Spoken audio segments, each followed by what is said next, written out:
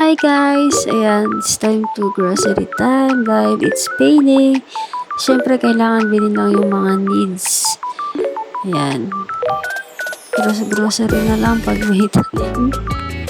At ayan nga guys, kasama ko ang aking asawa at lagi niya akong sinasamahan talaga pag grocery time. And ayan, namimili ako ng mga gustong candy ng anak ko. Pero actually, hindi ko siya pinagki-candy. Yung mga gamis lang para hindi masira yung ipin niya. And ayan, lakad-lakad lang muna tayo guys. At maghahanap-hanap lang ako dito ng mga dapat pang ilagay dito sa aking shopping cart. At ayan nga, naglagay nga itong aking asawa. Ewan ko kung ano yung nilagay niya na yun. At ayan guys, thank you for watching. See you in my next vlog. Bye bye!